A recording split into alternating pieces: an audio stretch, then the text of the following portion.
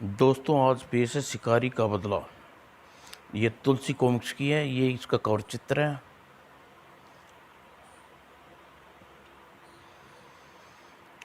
चलो दोस्तों, शुरू करते हैं। किसी जंगल किसी समय देवदत्त नाम का शिकारी अपने पत्नी कृष्णा और 4 वर्षीय बच्चे राहुल के साथ बियान जंगल में रहा करता था। वह उसे शिकार का बहुत घना शौक था, इसलिए उसने रहने के लिए जंगल में महलों जैसा सुंदर भव्य महल बनवाया था। एक दिन सोमदत्त देवदत्त ने शिकार के लिए घर से निकला। स्वामी जरा जल्दी लौटना था। और फिर जब वह शिकार करने के लिए मकान से काफ़ी दूर निकल गया और तभी शिकार के लिए जंगल में आया कंसपुर का राजा कंस राज्य। उसने घर के सामने पहुंचा। उसने कुछ सैनिक भी थे। अरे, यह वियान जंगल में कितना सुंदर महल है। भला ऐसा महल किसका हो सकता है महाराज? यह कोई आसारी है? जंगलों में तो साधु सन्यासी कुटिया तो हमने देखी है, लेकिन इस तरह का महल? सैनिक को जरा पता करो यह किसका है। जी महाराज। और फिर कोई है। कुछ कुछ ही देर पश्चात जंगल कृष्णा आगमन हुआ। अरे आश्चर्य है, इतनी सुंदर स्त्री बयान जंगल में रहती है। ओह, यह तो कोई देश का राजा लगता है। आप लोग कौन हैं और क्या चाहते हैं? मैं कंसपुर का राजा कंसराज हूँ, लेकिन साथ में मेरे अंगरक्षर हैं। हमें शिकार के लिए जंगल में आए हैं, इसलिए समय बहुत प्यास लगी है। यदि थोड़ा जल मिल सके तो अब मेहरबानी होगी। ठीक है, मैं आपको अभी आप लोगों के लिए जल लाती हूँ। और कृष्णा सुंदरता को देखकर राजा कंस की आंखें शिकारी कुत्ते की तरह चमक उठी। मुझे पानी की प्यास नहीं है सुंदरी, मुझे तो इसी बहाने तेरे नज़दीक से देखना चाहता हूँ। और फिर थोड़ी देर बाद प्यासे को पानी पिलाना चाहिए, इंसान का फर्ज है। और फिर कितना महल के मुख्य द्वार खोलकर बाहर निकली। ये लीजिए। और सुंदरी, हमारी प्यास तुम्हारी खूबसूरती देखकर बुझेगी। ओह धोखा! अब तो जरूर तुम्हारी आंखों में टपकते बंद होगी। मैं कहती हूँ दोस्त, मेरा हाथ छोड़ दे, वरना क्या सुंदरी? तड़ाक! वरना। और अगले ही पल, मूर्ख औरत, तेरी यही मत, तूने मुझ पर हाथ उठाया। अब मैं तेरी यह गत बनाऊंगा कि तू खून के आंसू रोएगी। और तभी धड़ाक! छोड़ मेरी मम्मी को। और राहुल, क्या बात है, मेरे माथे पर पत्थर तूने मारा है? ठहर, अभी सपोलिए तुझे भी मजा चखाता हूँ। और क्रोध में राजा 4 वर्षीय राहुल की तरफ दौड़ा। मैं तुझे नहीं छोड़ूंगा। हे प्रभु, मेरे बच्चे की रक्षा करना। तभी नन्हे राहुल ने अपने हाथ में पकड़ा एक और पत्थर राजा पर खींच कर मारा। राजा के चेहरे पर लोहान हो गया। ठहरो आरामजादे, मैं अभी तेरा बंदोबस्त करता हूँ। और अगले पल राजा राहुल को वस्त्रों से पकड़ लिया और उठा लिया। उफ! छोड़ दे मेरे बेटे को। राजा पलटा। अंगरक्षो, इस कुत्ते के पिल्ले को ले जाओ, तलवारों की सुइयां तैयार करो। जो आज्ञा महाराज। और राजा के अंगरक्षों ने अपनी तलवारों को जमीन में गाड़ दी। उफ! यह क्या करूं? और फिर राजा ने मासूम राहुल को ऊपर हवा में उतारा। ओह द्राक्ष! आह!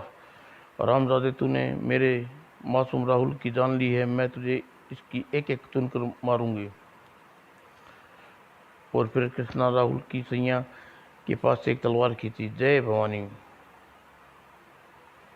और फिर घायल शेरनी की तरह राजा की अंगरक्षों पर टूट पड़ी। ले आरामजादे! दो सैनिकों की मौत के घाट उतारने पर शेरनी की तरह दौड़ती हुई राजा कृष्ण की तरफ पलटी। दोस्त, मैं तुझे जिंदा नहीं छोड़ूंगी। लेकिन राजा सतर्क था। उसने वार कराई से पहले डाला अड़ा दी। और फिर तड़ाक! और फिर हवा में उछली तलवार हाथ में लपका और राजा चीखा, सैनिकों पकड़ लो इसे। सैनिकों ने आगे बढ़कर कृष्णा को जकड़ लिया। हाँ हाँ कोई सा हाँ हाँ कोई सा फड़फड़ा रही थी। कुत्तों, छोड़ूंगे मुझे, छोड़ो। ओ सैनिकों, ले चलो इसे, इसी घमंडी मगरूर, हम अपनी ये रंगशाला में ले कर देखेंगे। हाँ हाँ। और फिर रक्षक कृष्णा को अपने घोड़े पर लादा। नीचे उतरो, छोड़ो। और फिर उसने घोड़े को कंसपुर राजा की ओर ले दौड़ चले। और जब और फिर उसी शाम जब देवदत्त शिकार से वापस लौटा तो घर के सामने पहुंचा तो दृश्य देखकर उसके मुंह से चीख निकल गई। ये कैसे हो गया? किसने किया मेरे बेटे को राहुल की यह दुर्दशा? और फिर तलवारों की नोक से अपने बेटे को शरीर निकाला। हे ईश्वर, मेरे बेटे की जान किसने ली? क्यों ली? कितना कहाँ गई? और फिर अपने कृपाल अपने याद आते ही चीखता हुआ अपने घर की ओर दौड़ा। कृष्णा कृष्णा। फिर एक साफ कमरे में अपने बेटे को कमरे के छक मारने। वो आखिर कृष्णा कहाँ गई? और फिर वह बाहर आया। ओह, यह सैनिक की लाशें पड़ी हैं। ऐसा लगता है यह खूनी की जंग हुई है, लेकिन जंग किसके बीच हुई यह कैसे पता चले? फिर कुछ देर सोचकर उसने राहुल को निर्जीव शरीर को जमीन पर रखा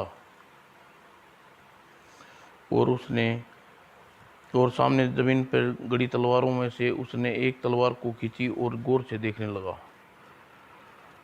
अगले ही पल, अरे, इसके पीतल के मुठ पर तो कंसपुर लिखा है। निश्चय ही यह तलवारें कंसपुर के राज सैनिकों की हैं और यह दो सैनिक मरे पड़े हैं, कंसपुर राजा के सैनिक हैं। तो इसका मतलब यह हुआ मेरे बेटे राहुल की हत्या और मेरी पत्नी का अपहरण कंसपुर के राजा के सैनिकों ने किया है।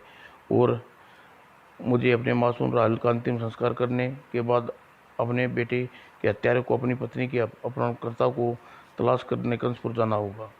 और दूसरे दिन अपने घर के कुछ दूर पर ही बहने वाली नदी के किनारे से देवसत ने अपने बेटे का अंतिम संस्कार किया। मेरे बेटे राहुल, तेरी चिता की सौगंध खाता हूँ कि मैं तेरे हत्यारों को चुन चुन कर मरूंगा। और फिर अपने बेटे के अंतिम संस्कार करने के बाद देवदत्त घोड़े पर सवार हुआ और वो कंसपुर राजा की ओर चल पड़ा। वह उसी शाम को अपने कंसपुर राज्य की सीमा में प्रवेश किया। उसने जब कंसपुर में एक छोटे से गांव में और बढ़ता चल गया तभी चौंका। बचाओ बचाओ, ऐसा लगता है जैसे कोई मुसीबत में है, देखना चाहिए, शायद शायद उससे कोई काम आ सकूं। और फिर घोड़े की चीख सुनकर युक्ति की ओर मुड़ा और फिर आगे बढ़ने लगा। छोड़ दो, छोड़ दो, छोड़ दो मेरे बच्चे को, क्या कर रहे हो? यह किसी भीड़ लगी हुई है यह। और फिर उसका उस भीड़ को चीरता हुआ आगे बढ़ा। उफ, यह क्या हो रहा है? हाय जालिमों, मार दिया, मेरे बच्चे को मारोगे? सटाक सटाक। क्यों भाई? यह एक क्यों भाई, मैं पूछ रहा हूँ, यह सब क्यों कर रहे हो? देख नहीं रहे दो गरीब भाइयों पर जुल्म हो रहा है? लेकिन क्यों? इसलिए क्योंकि हरिया और कोमल ने लगान नहीं दिया। क्यों नहीं भरा?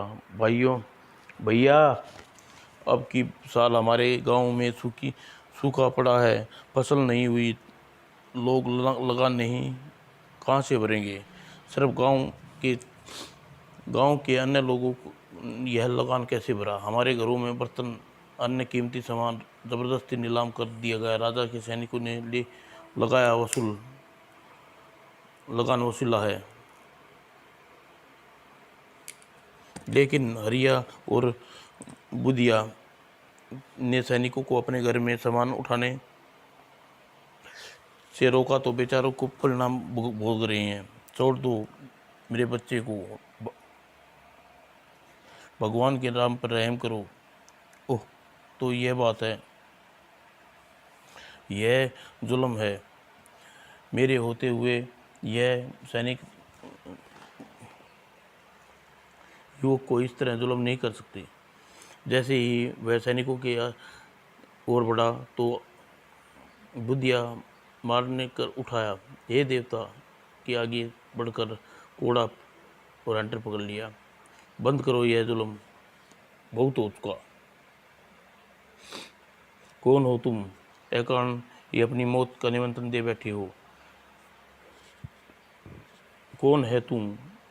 तेरा न्याय, तेरा आशीष राज के कार्य में हस्तक्षेप करने की हिम्मत कैसे हुई? बहुत बहुत खूब, गरीबों पर जुल्म करना राज क्या कार्य हो गया? हा हा हा। हरामजादे, जुबान लड़ाता है, अभी तेरी खाल खींचता हूँ। और कहने के साथ ही उसने अपने कोड़े का वार देव पर अर्पित किया। लेकिन उस सैनिक का कोड़ा देवदत्त ने हवा में ही लपक लिया। और फिर देवदत्त ने कोड़ों को अपने हाथों में लपेट कर और जोरदार झटका दिया। और अगले ही पल हा हा हा। और सैनिक को पकड़ लो इसे हरामजादे को।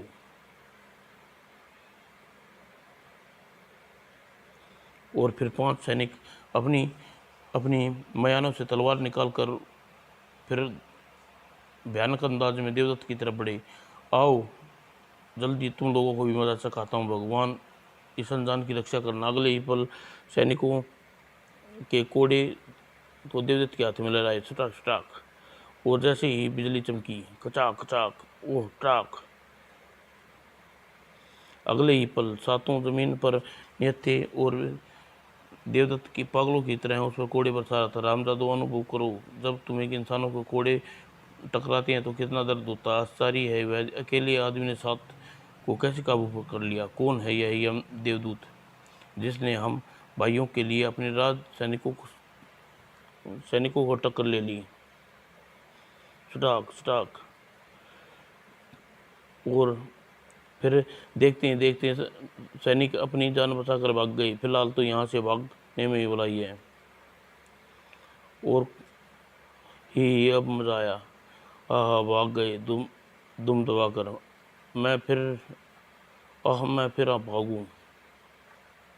और अंत में सैनिकों को मुखिया वहाँ भागते हुए लौटा। अंत में सैनिकों का मुखिया वहाँ से भागते हुए चीखा, फूलपुर गांव वालों, हमारे इस अपमान का दंड तुम्हें पूरे गांव को भुगतना पड़ेगा। भाग कुत्ते। और जब सैनिक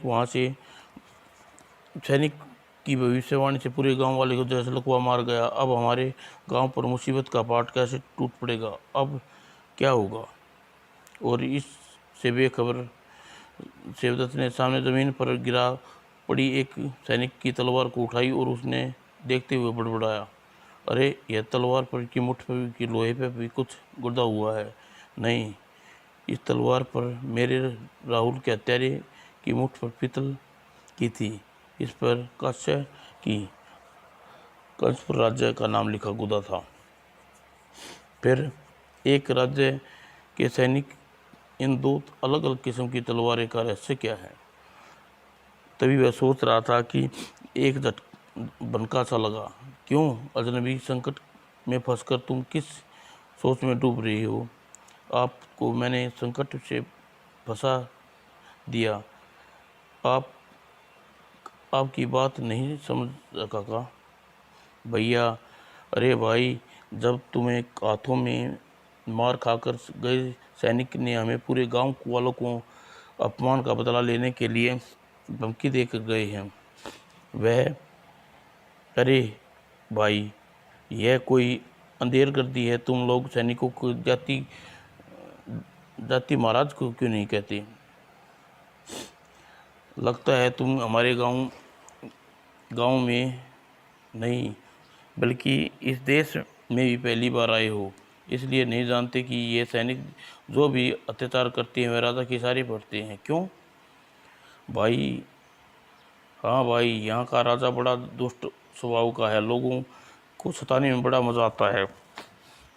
उसके राज्य की प्रजा सहमी रहती है। और जब सैनिक वापस लौटकर उसे बताया कि वह उन पर क्या बीती, तो राजा ने पूरे गांव को देशद्रोही करार कर दिया और उन्हें कड़ी सजा देने की यह तो जुल्म है, तुम लोग जुल्म के खिलाफ आवाज़ क्यों नहीं उठाते? अजनबी, यह तो एक छोटा सा गांव है और उसके जुल्म के खिलाफ आवाज़ उठाने की हिम्मत तो आज तक पूरे राज्य में किसी ने नहीं की है। क्या भैया, आखिर अपनी अपनी जान सबको प्यारी होती है। बेशक जान सबको प्यारी होती है, लेकिन दोस्तों रोज़ जिल्लत की मौत मरने से तो एक दिन बहादुरी की मौत मरना अच्छा है। एक बात और, जुल्म कराने वाले की बड़ा दोषी चुपचाप जुल्म सहने वाला होता है। फिर हम क्या करें भाई? जुल्म जुल्म और जुल्मी के खिलाफ डटकर मुकाबला करो, ठीक है। यदि उसकी सेना की बुरी नीयत इस गांव में प्रवेश किया तो उसे उखेड़ देना। हाँ, अब की है तुम लोगों ने मर्दों वाली बात। एक बात याद रखो, भगवान भी हमेशा बहादुरों का साथ देता है। ठीक है, हम तुम्हारी बात को हमेशा याद रखेंगे। और अच्छा, अब मैं आप लोगों को इजाज़त दो, मुझे एक बहुत ज़रूरी कार्य श्रीनगर जाना है, ठीक है। इस पर तुम्हारे सब कारण संवरा है। इस पर तुम्हें लंबी उम्र दे बेटा। और इस गांव वाले ने विदा लेकर वह देवदत्त नगर की ओर चल पड़ा। नगर में मेरे नगर और नगर में सबसे बड़ी समस्या यह है कि व्यक्ति कहाँ व्यतीत करूँ, रात कहाँ व्यतीत करूँ। और सराय सराय होगी, लेकिन सराय का पता नहीं कैसी पूछा, जबकि मुझे यहाँ आदमजात के दर्शन नहीं हो रहे। और उसी समय उधेड़ बुन में था कि बड़ा की तभी चीखा, अरे यह क्या! घोड़ों के टापों की आवाज़, मुझे लगता है घुड़सवारी दरी आ रही है। और अगले ही पल घुड़सवारों के दर्शन करते हुए वह ज़्यादा चौंका। चांद रात में दूर से तोड़ लिया। अरे यह तो कोई डाकू दल है। क्या इनके पास केवल कपड़े पहने हुए हैं, बल्कि अपने चेहरे भी ढके हैं? तभी डाकू दल उसके पहले एक मकान के सामने रुक गया। अरे यह तो डाकू यहाँ रुक गए। और कलवा, वो सामने वाला मकान सेठ धनिया का है, दरवाज़ा खुलवाओ। जी सरदार। और अगले ही पल, धनिया दरवाज़ा खोल। कौन? डाकू आमने सामने घोड़ा उतरकर सेठ राम के मकान की ओर बढ़ गया। रामजादे, दरवाज़ा खोलेगा या यूं ही पक पक किया जाएगा? नहीं, मैं खोलता हूँ। लगता है तेरी मौत आई है, अभी बताता हूँ तुझे। और अपने साथियों, दरवाज़ा तोड़ दो। फिर तड़ाक तड़ाक, और जल्दी ही दरवाज़ा टूट गया। डाकू अंदर घुस गए। रामजादे, कहता हूँ दरवाज़ा खोल, नहीं खोलेगा? मुझे माफ़ कर दो माई बाप, और तिजोरी की चाबी और जो चाहिए ले लो, हमें माफ़ कर दो। तभी, रामजादे, तुझे पता है कि शेरा डाकू अपने डाके में हमेशा दो चीज़ें लूटता है, एक दौलत, दूसरी छोकरी। बोल, तेरी छोकरी कहाँ है? कहाँ छुपा दी रखा है तूने? सरदार, वह रहम खाओ, मेरी मासूम बेटी को मत कहो। तड़ाक, पूरा कंसपुर गांव राज्य पूरा कंसपुर राज्य मानता है कि डाकू शेरा न तो सुनने का आदी है, न किसी का रहम कर खाता है। साथियों, ले जाओ छत घर के चप्पे चप्पे को छान मारो और इसकी लड़की को ढूंढ कर लाओ। जी सरदार। और हा सुंदरी, अति सुंदरी। सरदार, यह है इसकी छोकरी। नहीं, मुझे छोड़ दो। इससे पहले इसे मुझे पकड़ो और जाओ सेठ की तिजोरी खाली कर दो। और डाकू जल्द से जल्द सेठ की तिजोरी खोली। हाँ, तिजोरी में तो काफ़ी माल है।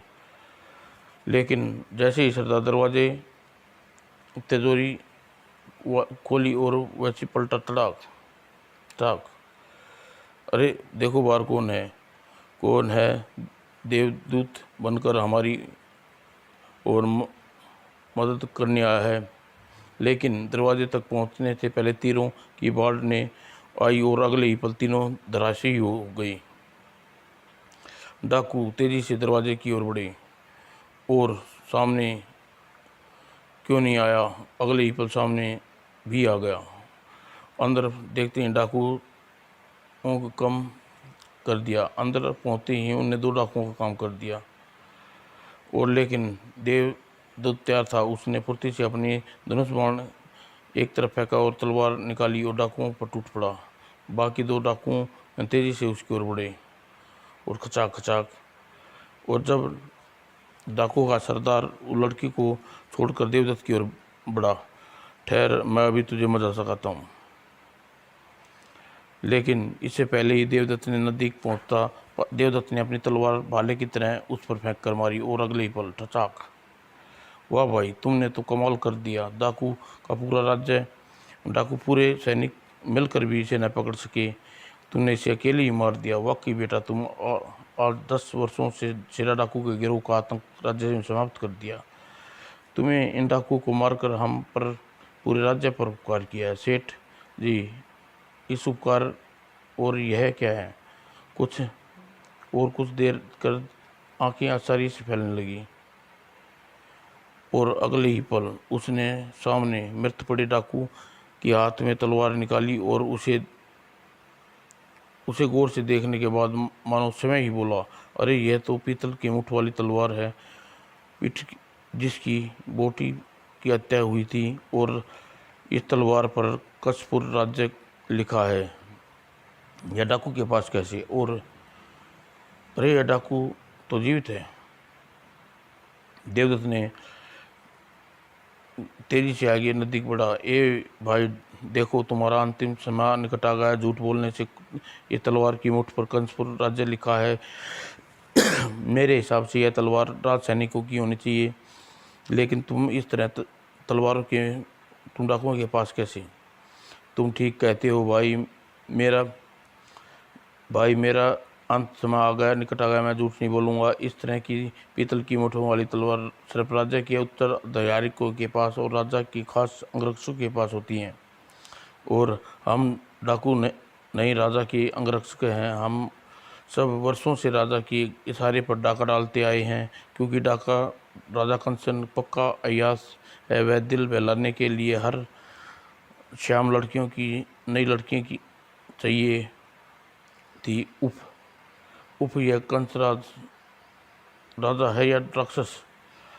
तो फिर डाकू शेरा वह एक काल्पनिक नाम है जो राजा के भ्रमित करने के लिए आज तक प्रयोग में किया जाता रहा। ओह, यह राजा कंसराज का असलियत।